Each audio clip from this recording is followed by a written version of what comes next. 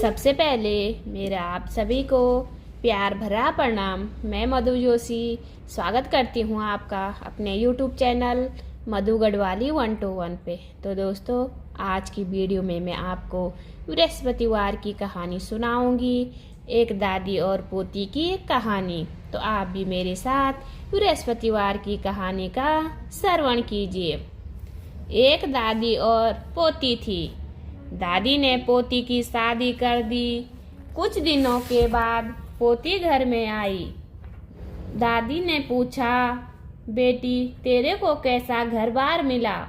पोती बोली, दादी तूने तो मेरा ऐसी जगह विवाह कर दिया जिस घर में न खाने को दाना है न नहाने को पानी।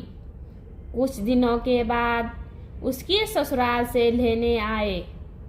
आते ही बुढ़िया बोली, मैं तो नहीं भेजती, न तुम्हारे घर में खाने को दाना है न नहाने को पानी। तो पोती बोली कि दादी मैं तो जाऊंगी, तूने पूछा था मैंने बता दिया। शादी के बाद ससुराल ही लड़की का घर होता है। अब वह अपने ससुराल आ गई। उनके घर में सासू खाना बनाती थी। सबसे पहले ससुर जी खाना खाते थे, फिर देवर और जेठ खाते थे। सब दो दो रोटी खाकर उठ जाते थे। गुरुवार का दिन आया तो वह अपनी सास से बोली, आज खाना मैं बनाऊंगी। उसने सबसे पहले एक रोटी गाय की निकाली, एक कुत्ते की निकाली, एक कौवे की, एक ब्राह्मण की। इस तरह से 4 रोटी निकाल दी। देवरानी और जेठानी आपस में बोलने लगी कि आज तो 2 रोटी भी जाएंगे। उसके बाद ससुर खाने को बैठा तो वह अपनी सास से बोली, पिताजी को बोल दो, पेट भरकर खाना खाएंगे। उसके बाद वह अपने देवर और जेठ को भी इसी तरह से बोली। देवरानी और जेठानी तथा सास को भी ऐसा ही बोली। सबने पेट भरकर खा लिया। अब सास बोली, तू भी खाना खा ले। तो वह बोली, आज गुरुवार का दिन है, मैं तो व्रत रखूंगी। तब सास बोली, तू क्या खाएगी? तो वह कहने लगी कि मुझे तो गुड़ की डली और चने की दाल तथा हल्दी की गांठ चाहिए। मैं तो पहले पूजा करूंगी। तब सास बोली कि यह सब कहाँ से लाएंगे? तो वह बोली, मेरे हाथ के कंगन ले जाओ और इसे बेचकर ले आना। अब उसका ससुर कंगन लेकर चला गया और सब सामान लेकर आ गया। उस चने की दाल में कंगन भी वापस आ गए। कंगन को देखकर बहू बोली कि किसी की चोरी का लाए हो या झूठ बोलकर लाए हो, यह कंगन वापस दे आओ। वह कंगन लेकर बाहर गया तो वहाँ पर कुछ नहीं था। इसके बाद वह कंगन लेकर वापस आ गया।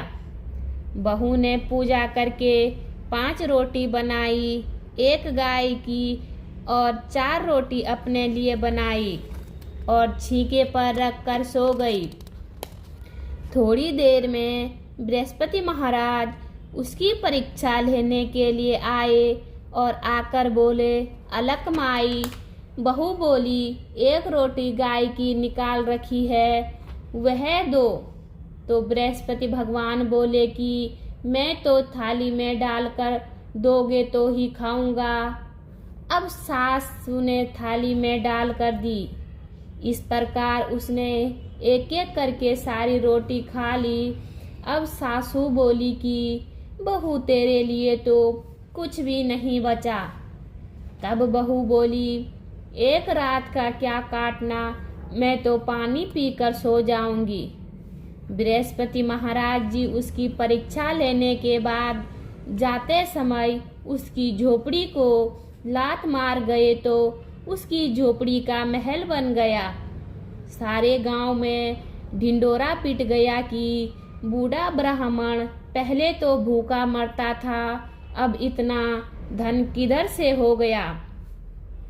अब उनको राजा के दरबार में बुलाया गया तो बहू बोली, राजा होगा अपने घर का, मैं तो केले के नीचे मिलूंगी। अब गुरुवार को केले के पास रानी भी आ गई और बुढ़िया की बहू भी आ गई। तब रानी ने पूछा, तेरे पास इतना धन किधर से आया? तो वह बोली, मैं तो नेम से गुरुवार का व्रत करती हूँ और केले की पूजा करती हूँ। बृहस्पति भगवान की कृपा से सब हो गया। रानी बोली, मेरे को भी कोई बच्चा नहीं है। तो वह बोली, तुम भी केले की पूजा करो और बृहस्पति का व्रत रखो। तो रानी ने पूछा, इसकी विधि क्या है? तो वह बोली, चने की दाल, गुड़ की डली और हल्दी लेकर पूजा करें। रानी ने नियम से ऐसा ही किया। अब रानी गर्भवती हो गई।